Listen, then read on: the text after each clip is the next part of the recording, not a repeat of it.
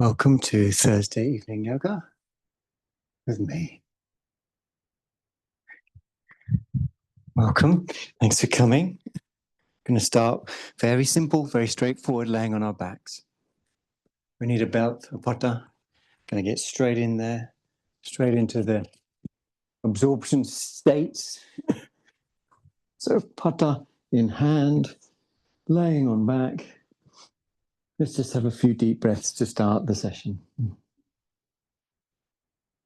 So there's already this sense of shedding karmic particles. So whatever the mind has taken hold of, ideas, opinions, pet peeves, memories, there's this sense of shedding karmic particles.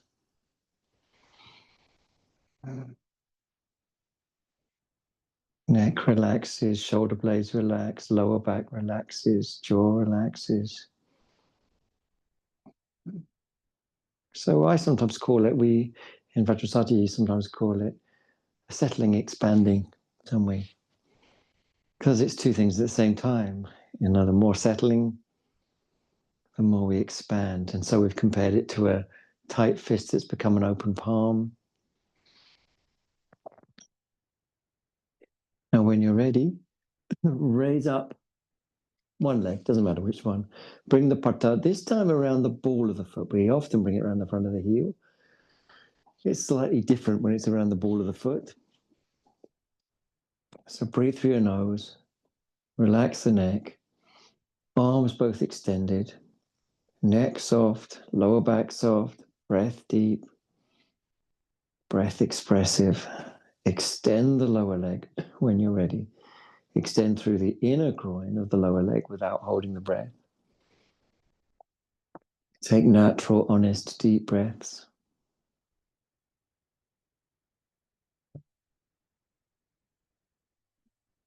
Natural, honest, deep breaths. Neck relaxed, lower back relaxed.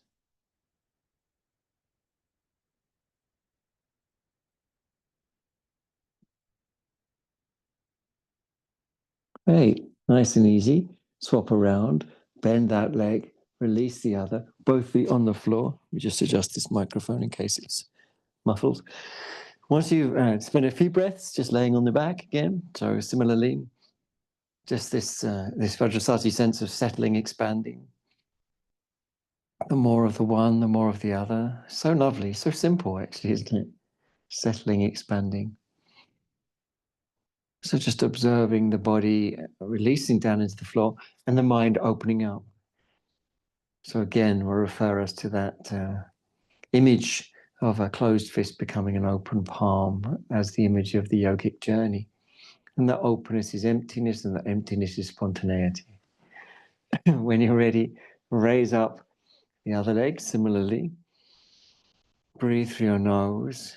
Relax the neck, relax the jaw. Breathe deep, breathe honest, breathe natural. Again, so simple. So just walking up the pata, the belt, until your arms are straight. Observing release, the spontaneity of release. Such a big part of yoga, successful yoga, is observing release. The spontaneity of release. Softness expands. Expansion is a kind of intelligence. You know, it explores. It's an explorer. It's a yoga explorer.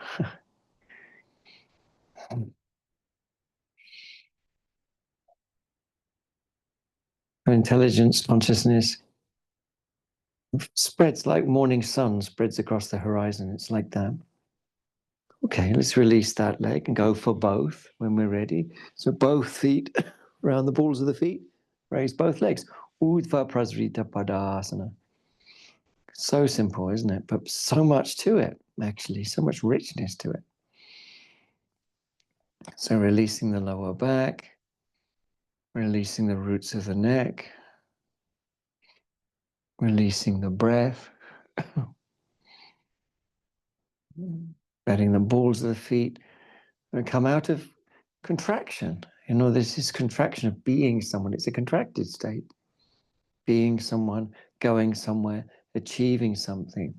But yoga is an expanded state. It's called Brahman in the Sanskrit language, Brahman, which comes from a root which means to swell or expand.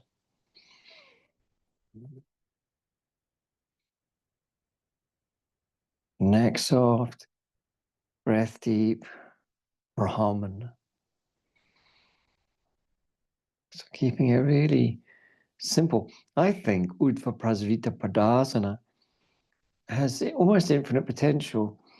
You could spend the time softening the mental state that conditions tension in the balls of the feet until you feel softness, broadening, calmness, expansion, intelligence. Not just the balls of the feet, but across the heels, softness, calmness, expansion, relaxation, intelligence.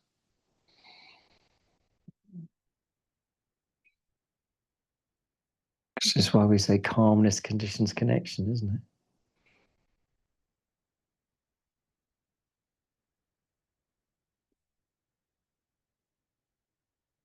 The legs are both active, intelligently toned.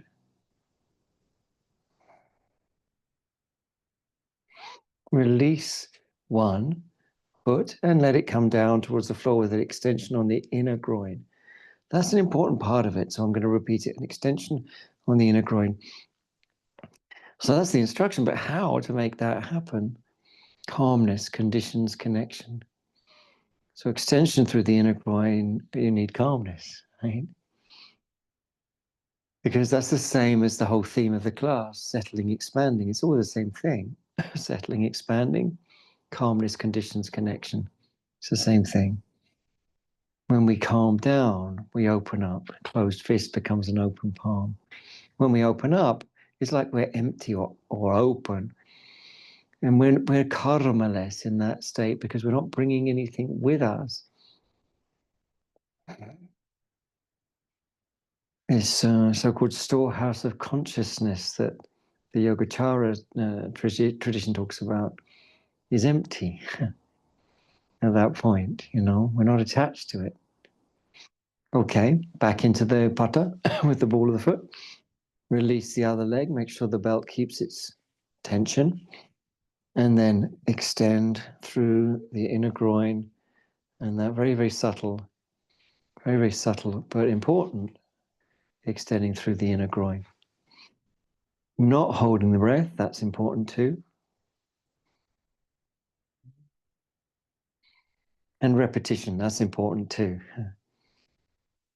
These are things that we find, don't we, in our own practice.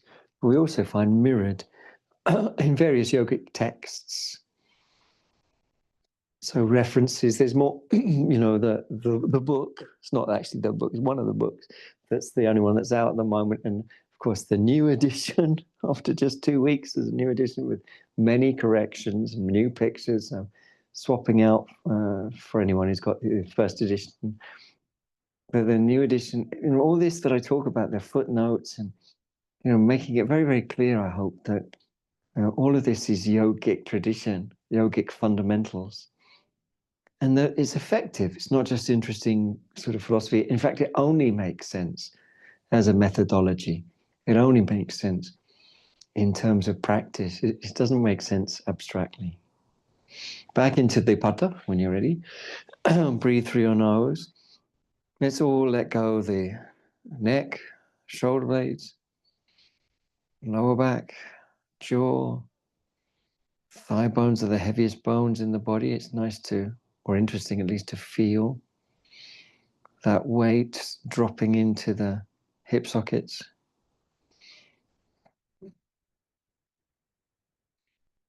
Breath, breath, breath, breath, breath.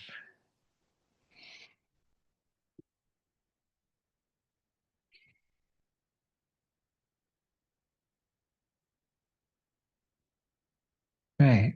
Okay. Release, place, breathe, roll, come up.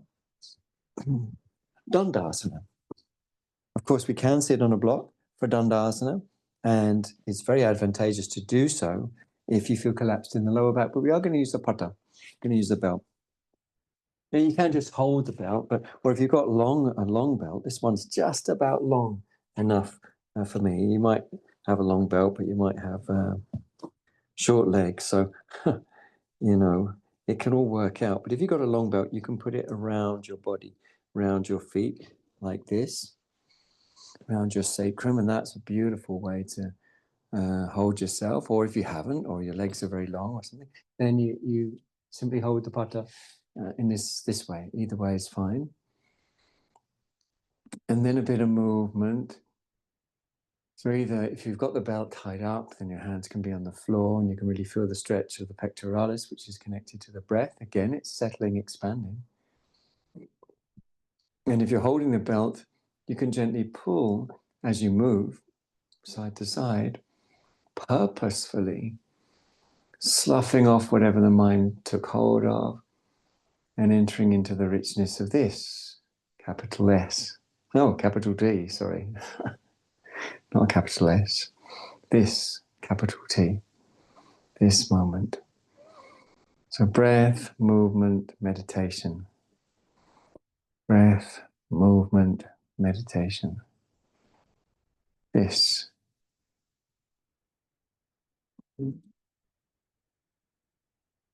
Okay, nice and easy. Release the belt from wherever you placed it. We're going to come into Adho Mukha Svanasana, the downward facing dog position. So as soon as you're ready for that, bring yourself to your hands and knees. I think I'll take my wristwatch off. Up you come when you're ready. And take a few breaths into the downward facing dog. Again, it's very much got the settling, expanding. So the expanding is exploration through movement. You might move left, you might move right. Exploration through movement.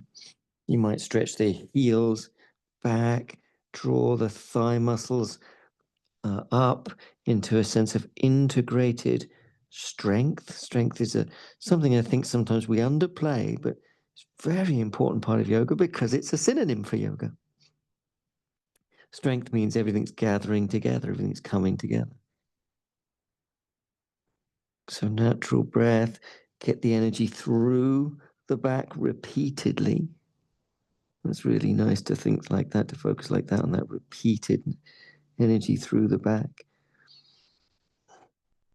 And when you're ready, coming to kneeling, of course, as ever, you can take a block between the heels and buttocks if you find that useful, and it's virasana.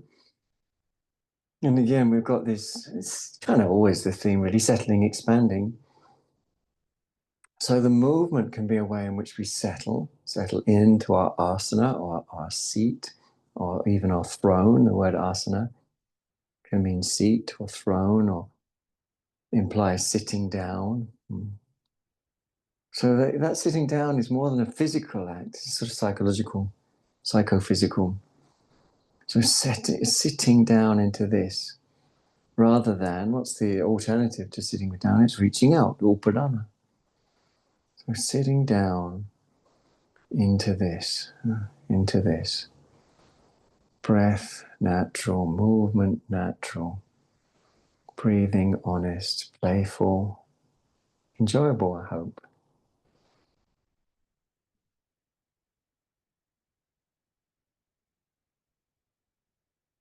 Okay, now we're going to take a pata. Now, it may be that your belt is not long enough for this. Again, I'll go back to my point before that you might have long legs, but you can tie two together, and you can zip off and grab a dressing gown belt and incorporate that, or maybe the dressing gown belt's long enough.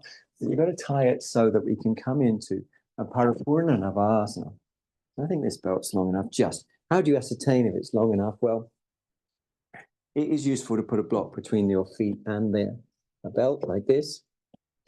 But you know it's long enough if you can bring your legs to 90 degrees, not less than 90 degrees. So you can see got a 90-degree angle at the back of my knee. If it was less than that, I wouldn't have a chance of getting up in the pose. If it's more than that, similarly.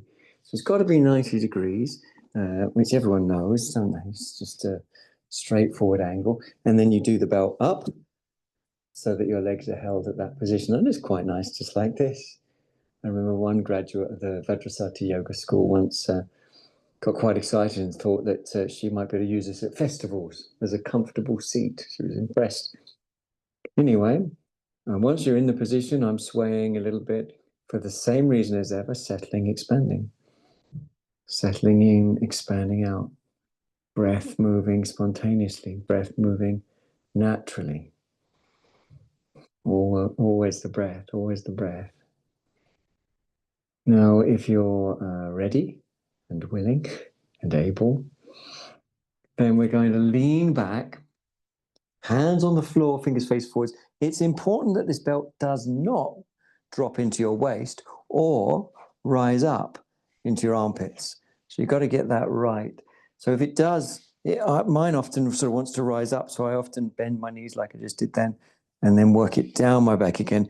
It needs to fulcrum your chest. So that's really important to get that angle correct. So it can fulcrum, that is to say, lift the breastbone up and over from the bottom of the breastbone.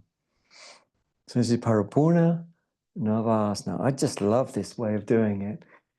If you pull your shoulders back, great stretch for the pectoralis. You can. Some people can feel, I can actually, in between the shoulder blades, the rhomboids. There's a little sort of compression on there that reveals tensions that might have been held, and if they're revealed, they can release. Not only that, but the compression, it will, when we release it, will cause more hyaluronic acid to flow into the area. So it's really good. So therefore, I'm still talking to keep you there longer, or maybe to give you a chance to get there in the first place. There is a way in which one can balance in this, and that has its own interest. You do lose some of the stretch around the chest. You do lose some of the elevation, but you gain that sort of like surfer's mind, like on point sort of thing. So deep natural breaths, paripurna, navasana. You can see how all these poses, I hope you can see how all these poses are connected, and they're all connected with settling, expanding. So, this kind of forces us to expand out of our myopic fixations, whatever they might be. We all have them, don't we? Myopically fixated on our current body state, our current family state, our current social state, our current political state, our current whatever, We get myopic, don't we? But this pushes energy around. So it has that sort of hatha feel. For me, this is I just, happily will stay in this quite a lot longer. So we'll just have a couple more breaths, so we won't stay forever. In paripurna navasana. Okay, we're going to release. Nice and easy. Well done, everyone. Just put your block and belt to one side and just feel how down face dog feels after that. And usually it feels different. Usually it feels a bit more open, especially if you've got the belt in the right place, as I described at the bottom edge of the scapula, the shoulder blades. So deep breaths, repetition of movement, calm mind. Sending energy through the armpits again and again and again and again. Not just once, not just twice, but again and again and again and again. Energy through the armpits. And ranging around, it's really important, I think. Ranging around, exploring. So with settling, expanding, you settle, like really sit in your seat and you expand, or expand and you'll really settle. We don't settle when we're too myopic. We can expand our consciousness, expand our awareness around the body at first. That's the way it starts, something practical. Getting the palms balanced, getting the armpits open. That's an open-ended job. Getting those quadriceps strong. Again, I want to emphasize the importance of the word strong. Really, lots of strength means integration. Okay, well done, everyone. Coming down to hands and knees. Catch your breath, move in any way that helps you to breathe freely, naturally, honestly. So it could be circling the pelvis or figures of eight. And again, not too contrived, just sort of spontaneous, natural, very relaxed, as Patanjali tells us, very, very relaxed. I'm going to feed the arm furthest away from you through. You can feed the one furthest away from me because we're going to come to this Suchirandrasana, this version of Suchirandrasana. Extend out the other arm when you're ready. Breathe spontaneously through your nose if you can. Deep, expressive, spontaneous, and natural. Deep, expressive, spontaneous, and natural.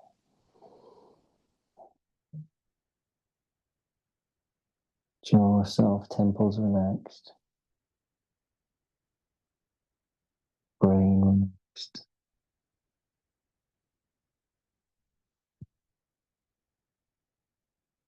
All about the breath.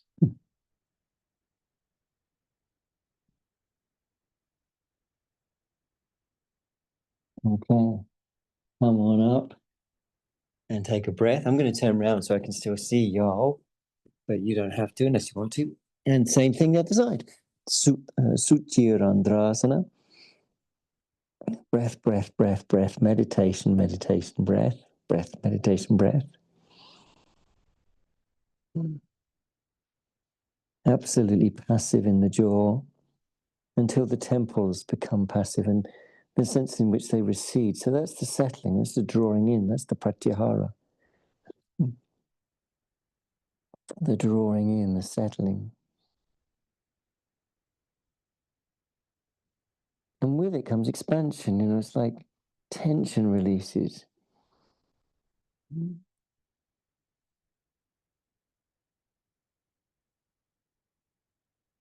So hence we say calmness conditions connection.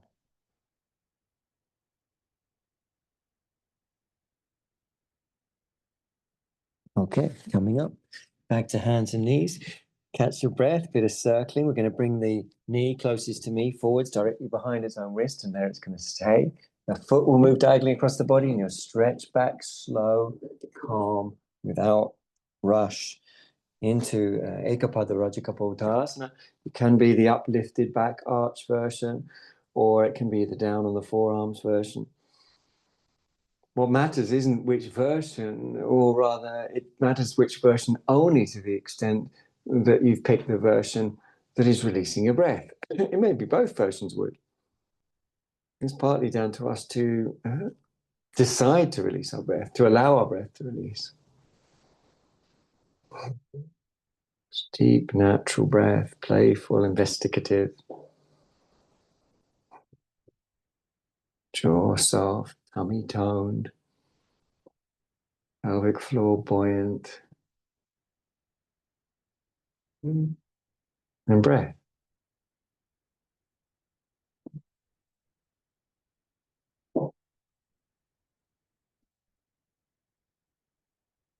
We know that movement can be utilized very effectively by the wise yogin to conduce to absorption. We know that can happen. We can choose to move in ways that release our breath. We can choose to trust in letting go, to trust the power in not holding on, the power of not holding on, the power of emptiness, or as Adyashanti puts it, emptiness dancing. I might change that to fit our yogic purposes and just say, emptiness dances.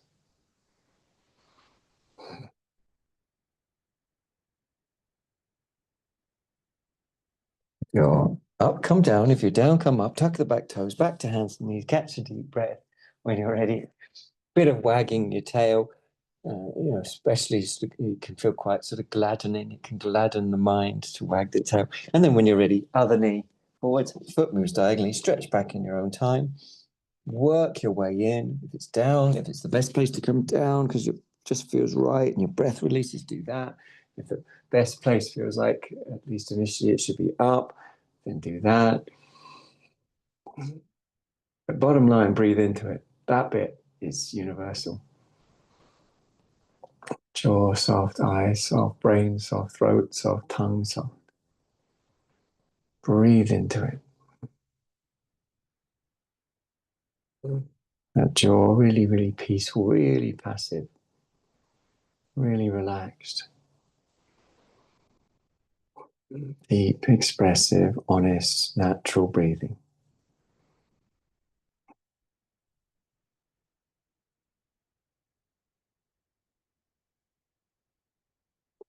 Deep, expressive, honest, natural breathing.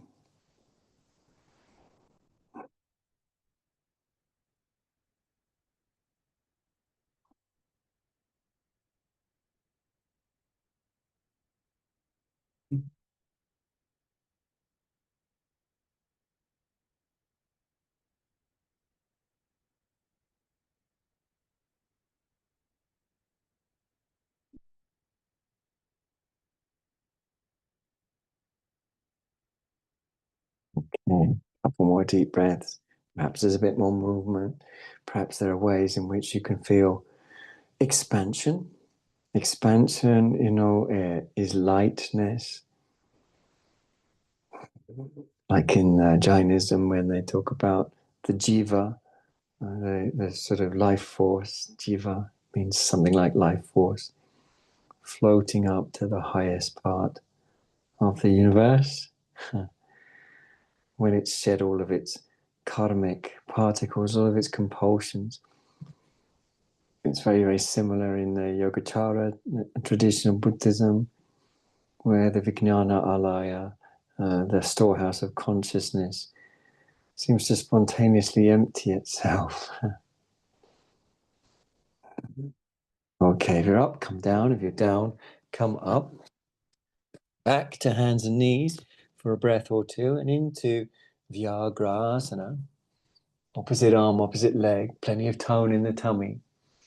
Palm facing medial, jaw soft, breathing deep, playful. Playful's good. Breath-centered is good.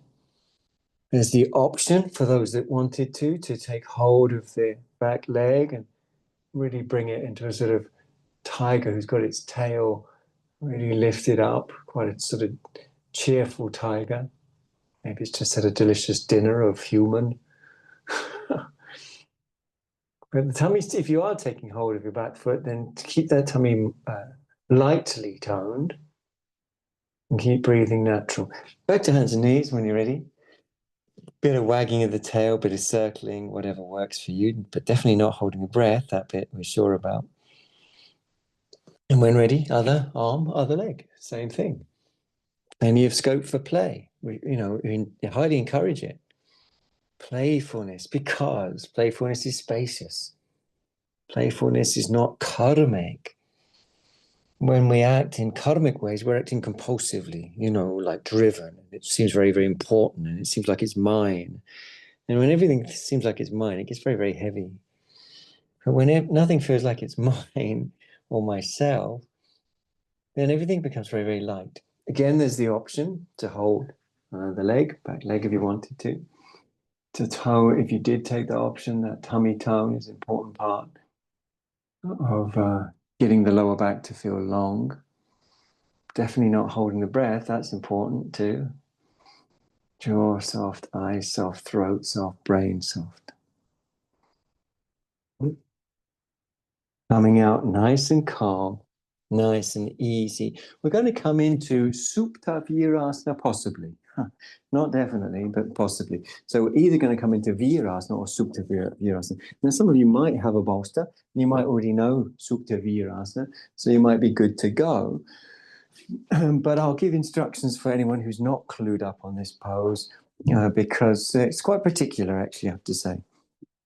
So if you've got a bolster, great. If you haven't got a bolster, a couple of blocks could be useful with a blanket on top. But we might also not do the laying down part because it can be too strong. You might want a block. So if you're someone who's got some tensions in your knees, then when you come into virasana, first of all, which is our sort of stepping stone into supta virasana, we flatten the calves and we would sit on one or two blocks, right? If you've got tension in the knees. Now, supta virasana you lay back, and that actually takes tension away from the knees, but you have to scoot the buttocks under. So if, for example, you had 2 blocks under your bum, if you have that for normal virasana, inner ankles a little bit wider than the outer hips and so on, then you might just have 1 block for supta. Then you might come back. I've got this bolster, but you might have more or less. You could potentially come back onto a bolster, but it's all of the lower back and none of the back of the pelvis. Or you could just lean back like I'm doing here without coming further back, because further back can be really strong for some people. So you could lay back like this, if you could breathe into it. And that's the important bit. But there are options. You stay in virasana, or you lean back a little bit, hands on the floor, or you come onto a bolster. But what you don't do is make your knees feel tight. Right? If you are using a bolster, all of the lower back is on the bolster, none of the back of the pelvis. And then it's meditation on the quadricep release, which is interdependent with the breath release. So if you have laid down, if you do feel comfortable to lay down, there's a lot of scope for meditative release. Of course, one can theoretically lay on one's back without the support, but for many people, it makes the lower back lift, it makes the legs tight. So it's not for everybody, that. Now, we're not going to lay super long just in case anyone isn't coming to the bolster because it's too far back to go. And of course, if I were there with you, I would be able to build you a very particular lift, and that means anybody. One can make a lift that's suitable for anybody, any sort of levels of or ranges of motion. We're not going to stay much longer simply because, as I mentioned, some of you might just be leaning back and holding the weight on your hands rather than this sort of luxurious bolster stuff. But 3 or 4 more breaths at least. And if you need to push yourself up to the seated position, if you need to take more blocks, then absolutely fine.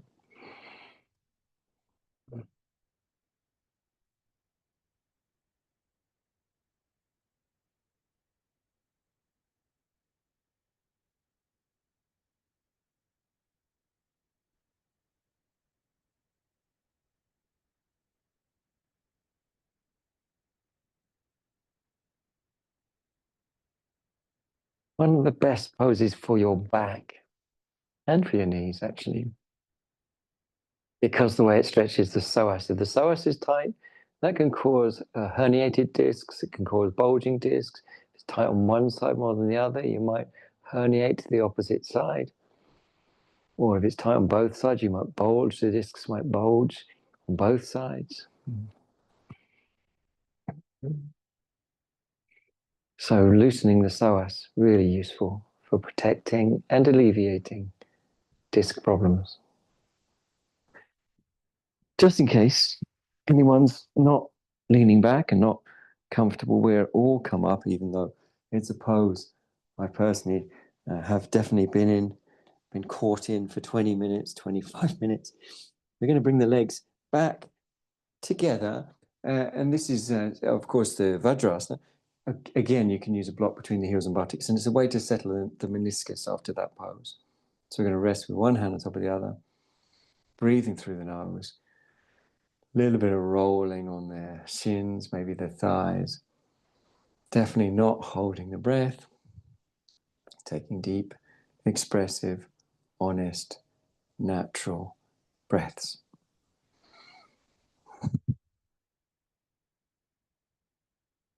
Now, for the next pose, you don't need a bolster, so that goes out of shot. And we're going to come into Ardha Matsyendrasana. So a block, maybe even 2 blocks, is useful. You can sit on a blanket. As you probably know, as I mentioned before, I'm in a room here which has got carpet, so it's pretty soft, pretty comfortable. We're going to start, so I don't need a blanket. We're going to start with the legs extended out, and we're going to take a deep breath or 2 like that. Then we're going to draw one leg back. Now I'm taking the one, actually I should do the other one. Now I'm taking the one furthest away from you back, and then I'm going to sit on the foot. Now, you don't have to sit on the foot. You can push the foot, continue the foot out to the side like that. My foot's now out to the side of my bum, and or sit on a block. In fact, that's a really good scenario, or 2 blocks even. So you can either sit on the foot, or you can have the foot out to the side, like I've got mine here. And you can have blocks. If you're sitting on the foot, you can, there's another variation, which is to put the block between your bum and heel, and that can give you more elevation, which can feel really nice. But if you've got that extra elevation, you're definitely going to need a block behind you. So these are all various choices, multifarious choices for Ardha Matsyendrasana. Quite nice just sitting like this, actually. I'm quite enjoying myself. From that position, whether you're sitting on a block or not, I'll just sit straight on the floor. You bend the other leg and you sit up nice and tall, not holding the breath. That's an important caveat, not to hold the breath. So some expressive, deep, spontaneous, investigative, meditative breath. Playful even. And then when ready, that top leg comes over the bottom leg. And you keep your toes back, not in front of the other knee, but just back behind. And the toes themselves just face where is natural. They don't twist to face forwards. They just sit where they're comfortable. Otherwise, we start twisting the knee. We then turn opposite arm to top leg, hugs it, and you twist. And that can be, really lovely, just like that, iliotibial tract and so on. There is the option to hook your elbow over to the outside of the leg, and various other instantiations that you probably might know already. If you've got longer arms, you can reach around and hold your leg or your foot, or even clasp. So I'm going to stick with this version now, but if you know further twists and you want to take them, that's fine as well. Try and turn your deep belly if you can. This is wonderful for hydrating the thoracolumbar fascia, actually, which can get very tense very easily. So main thing, don't hold the breath. Other main thing, keep tall. Other main thing, turn the intestines round. And then let's balance the shoulder blade. If you do have your hand up in this Abhaya Mudra, moving your hand can help you move the shoulder blade, deepening the medial edge, which helps to peel open the chest on that side. If any of these instructions don't land, don't worry about them. They're not essential. But you can entangle, as it were, your palm and your shoulder blade so that the movement of the palm syncs up with the movement of the shoulder blade, so you can deepen the medial edge of the shoulder blade, as I mentioned, and that deepening will peel your chest open on that side. Quite subtle. A couple more breaths if you can. For me, I just very happily spend a while here, but we're going to release calmly, slowly. It's always important to come out of twists quite slowly. You don't want to sort of spring out of them. I'm turning around, so I still can face you. That's an option you've got. You don't have to. Take a breath or two. You might need a little movement or, a bit of an energy bath just to kind of make yourself feel vital. And then the other foot comes back, and you've got those same options. You either sit on the foot, or you put a block between your foot and your bum, or you take the foot right out to the side and sit on a block or two. So that's a variety of different choices. If you are sitting on your foot, the heel is on one buttock, or towards one sitting bone, and the ball of the foot is on the other. And then the arch of the foot is sort of between the buttocks, like a little weird bridge, like a little suspension bridge across your buttock. Then we're going to bend back the other leg, whichever variation we're taking. Lift up the spine. Breathe through the nose if you can. Take expressive breaths, natural breaths, spontaneous breaths. Nice to spend time like that, I think. But there's the option to continue. They're all good stations to take that top leg up and over the bottom leg. Keep the toes back so they don't overextend, they don't overshoot past the knee. Turn the body and breathe through your nose if you can. Deep, expressive, honest, natural, investigative, enjoyable. As before, of course, there is the option to hook round, and then the whole raft of further variations, normally dependent on having quite a lot of movement in the thoracolumbar fascia and or long arms. So for that reason, I won't go through demonstrating those. I'll stay with this station, or you can stay with the one prior to this. And this is a good station, as I mentioned, for syncing up shoulder blade and hand so that we can tune in on the shoulder blade, on the deepening of the medial edge to help peel the chest open.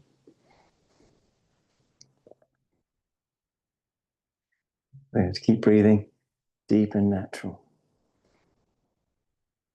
Turning the deep belly.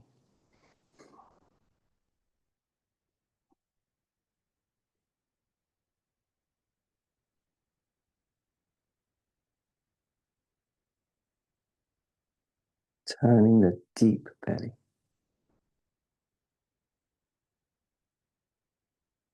Ardha, half, Matsya Indrasana.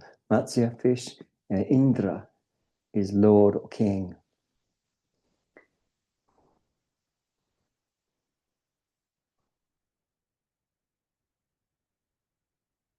Okay, good job everyone. Nice and calm, nice and slow. Release. Extend out your legs. Give yourself any kind of energy bath movement that you might need. Breath, breath, breath. Batik flesh drawn out and back. Maybe a putta taken if you might need one, because we're going to come into exploring a forward fold. And of course, the classic forward fold is Paschimottanasana. It requires tensile and compressive resistance to release. The compressive resistance only happens as the pelvis comes forwards and the hip bones at the front begin to hit the soft tissue. And as you depress into the soft tissue, obviously it gets compressed and then the resistance increases. So you have to meditate on the top of the thighs, dropping consistently. The tensile resistance is the hamstrings. So to release those, movement, side to side, time, and even a little bit of reciprocal inhibition, some tone through the front thighs can help. So if you're taking a belt for this one, now's the time, but you don't have to. Probably related to how I was teaching a class about 25 years ago, and being younger then, I was sort of pretty confident about myself, and I thought I knew what's what. And these two elder women, probably what the age I am now, came in and they came into this pose. They didn't use their hands. They just melted into it, and it taught me something. And then they went, and then I never saw them again. They're like some sort of goddesses came in to teach me something. So they taught me that you can melt as you move, and that's the meditation. So whether you're using a belt around your feet, whether you're moving through a wide, big range of motion or a small range of motion, doesn't matter. What does matter is that you're melting as you're moving. Visualizing the top of the front thighs dropping, feeling them dropping. As Yoda says, do or do not, there is no try. So that's true with the dropping of the thighs. It's like now, it's now or never. It's an Elvis Presley song, isn't it? But that's exactly right. It's now or never. In other words, trying isn't it. Just drop the thigh bones. Just drop them. Trying is a very, very clever way of not doing something. It's the samskara's clever way of ducking out. So it doesn't matter how far you move in Paschimottanasana. It just matters that you're breathing into it, meditating into it, melting as you move. That's the big one. Melting as you move. That's what really matters.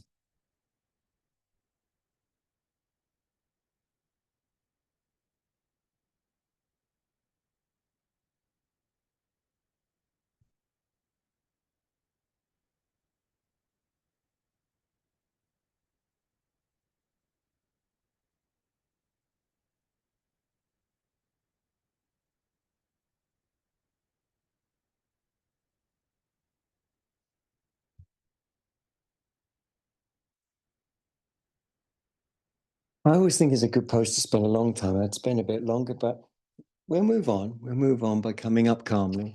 We're going to lay on our backs again, as we did before. I just think laying on your back is a really good idea after a forward fold, just to release any muscular tension.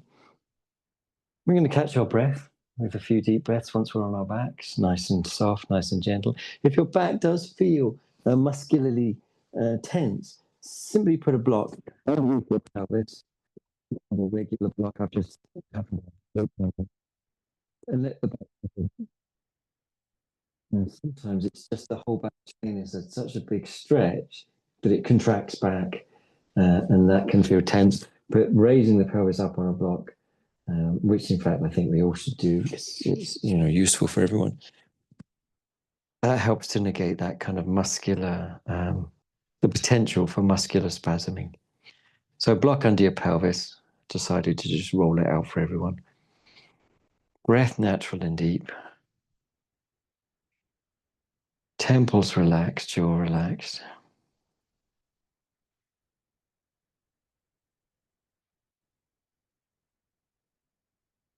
Expressive, honest, natural.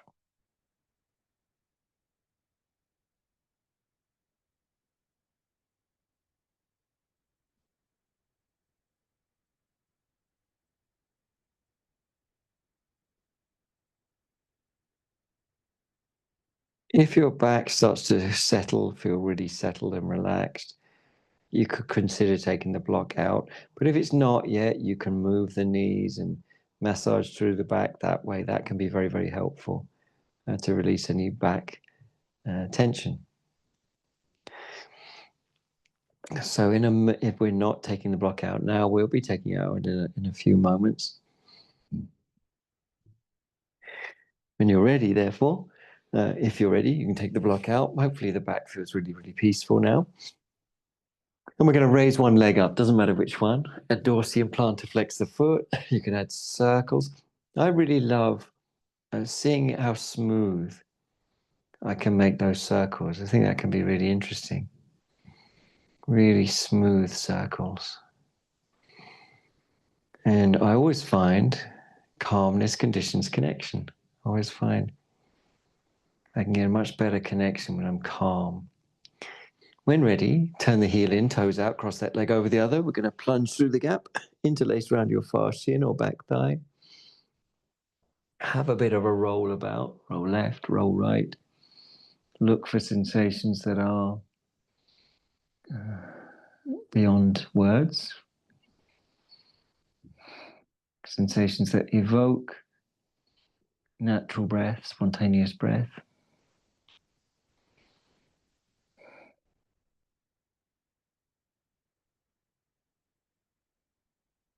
And keep it playful. That's important, isn't it? Keep it playful.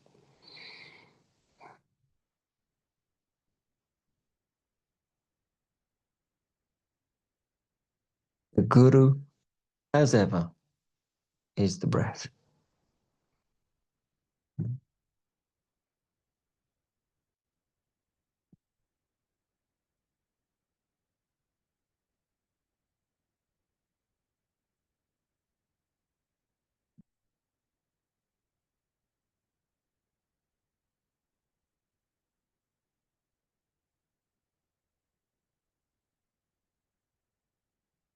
I'm sure once you understand the vibe, which I'm sure you do, you could spend ages in this pose. Each pose becomes this sort of door to endlessness, ananta.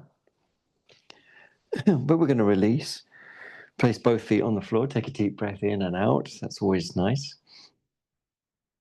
Maybe two or three of those deep breaths. Maybe there's some sighing. We're sloughing off karmic particles, whatever the mind took hold of. We're falling into emptiness, openness, spontaneity, lightness. We're allowing Shakti to course through us and to dance through us. So we move in a karmaless manner, not driven, in other words. We can say karmaless means not driven. Let's raise up the other leg and similarly dorsiflex flex your foot, circle, half circle, whatever works for you. Scrunch, unscrunch the toes. And if ready, when ready, in your own time, after working on the smooth, trying to make those circles smooth and noticing the equation between that and calmness. It's not a sort of idea of calmness, it's a real calmness. That's the great thing with yoga. It's only works if it's real. Heel in, toes out, cross that leg over the other, same thing. Plunge through if you're ready. Don't hold the breath. Do play with the pose. Enjoy. Enjoy and meditate. Look for sensations that are evocative of release.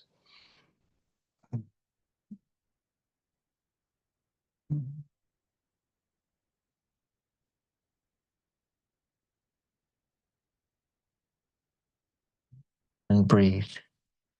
It's pretty basic, isn't it? But that's how it should be. Breathe, spontaneous, natural, investigative. Breathe.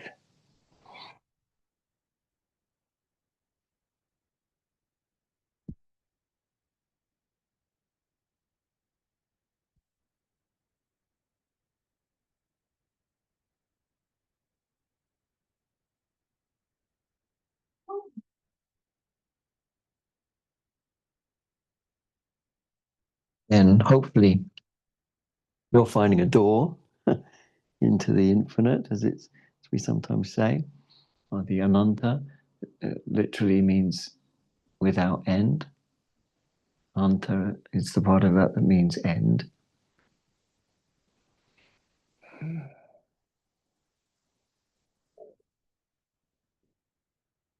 Nice and calm. If you're ready, you might want to spend a bit longer. I wouldn't blame you. If you're ready, release. And then we're going to roll over, spend a moment or two in a seated position. My suggestion is siddhasana on a cork block. It doesn't have to be cork, brick shaped block, I should say. And we're going to practice Brahmari. We're going to take 5 rounds of Brahmari with Shanmukhi Mudra. So that means we're going to be closing our eyes without pressing too hard. We're going to be closing the tragus, the cartilaginous flap across the ear. We're going to be taking a deep breath in and out with unobstructed nostrils. We're going to partially obstruct the nostrils for inhale and exhale. We're going to hum the exhales, and we're going to do 5 of those hummed exhales. So when you're ready, we can begin at any time.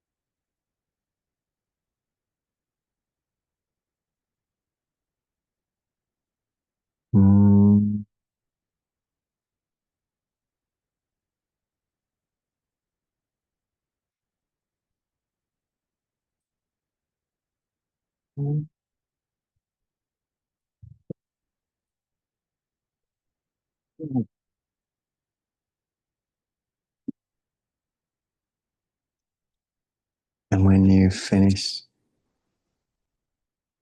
the last round, you can release your hands.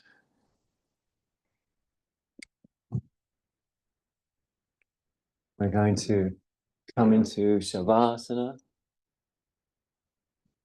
So make sure you're comfortable and warm. You have all the supports you might need.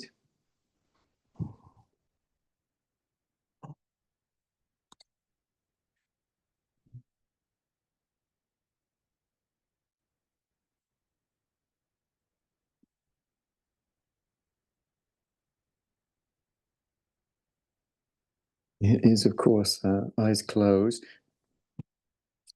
virasana.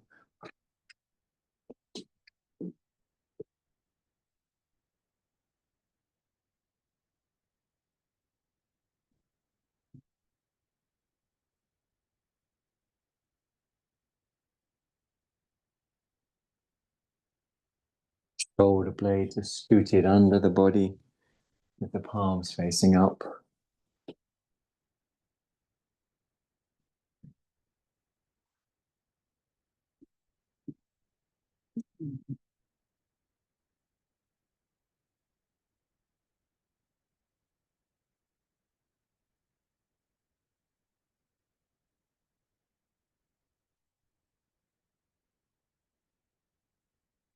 And we know the Sanskrit for yes is Om. We can feel as if the whole body was saying Om.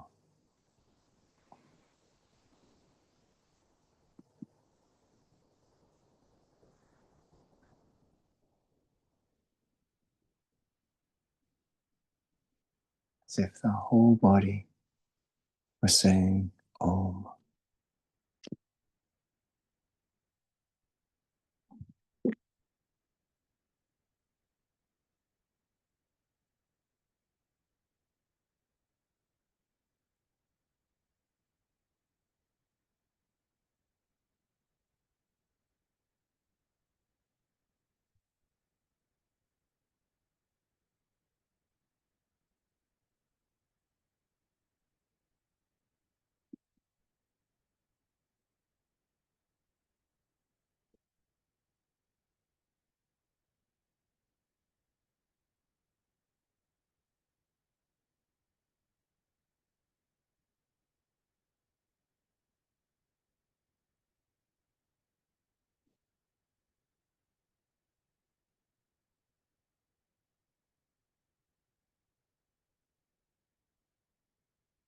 Skin, muscles, bones,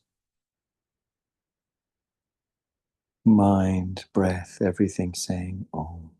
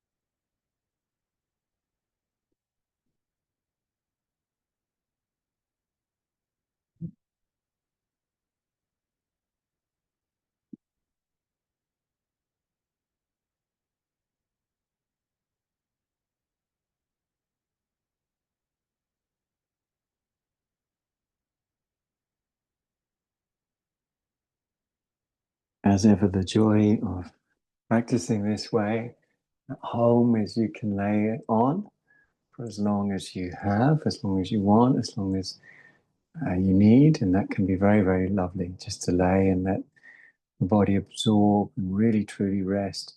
It's like a plant being watered. It really is an opportunity for the body to reabsorb energy into each and every cell. It may be that you need to finish at the time allocated after the hour that we've set for this class. So either when you're ready in a few minutes, or now, if you want to finish as I'm finishing, then we will stretch out in various intuitive ways, rub the eyes, run a hand through the hair, whatever feels useful, whatever feels good. And when you feel ready, again, it could be now or in a few minutes, we'll roll to the left side, lay on that side for a few moments with the knees drawn up and the tummy soft.